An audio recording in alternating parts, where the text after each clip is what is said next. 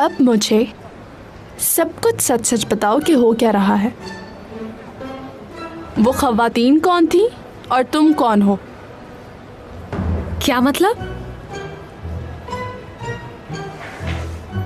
दरअसल मैंने तुम्हें फोन पे एक दफा बात करते हुए सुन लिया था। तुम किसी को कह रही थी कि तुम्हारी वालिदा का इंतकाल हो चुका है। फिर पूछ रही हूँ मैं, ये औरतें कौन थी हयात?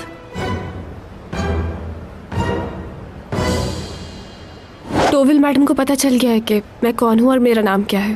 हाय, मगर ये सब कैसे हुआ? उन्हें किसने बताया कि तुम कौन हो?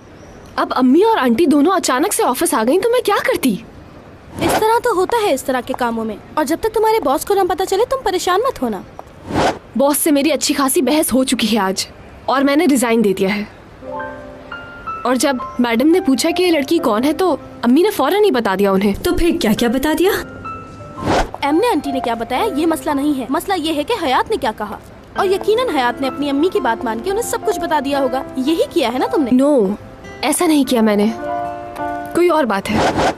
आंटी एम ने असल में कभी कभार उनका ज़हनी तवाज़ुन ठीक नहीं रहता तो वो मुझे अपनी बेटी बना। हाँ।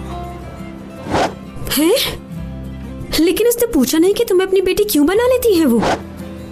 वो ऐसी इसलिए है क्योंकि 2 बच्चे उनके मर गए थे। क्या है? ऐसा क्यों कहा तुमने? और जब से उनकी ये हालत हो चुकी है वो ये मानने के लिए तैयार ही नहीं है कि उन्होंने अपने बच्चों को खो दिया है। वो अपनी बेटी का नाम लेकर मुझे पुकारती हैं, उन्हें मैं कैसे मना करूं?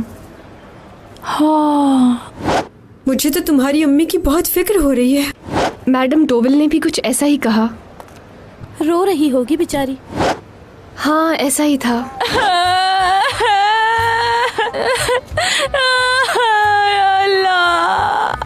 अरे मैडम, आप क्यों रो रही हैं इस तरह? जो होना था वो तो हो गया, आपके रोने से बदल थोड़ी जाएगा।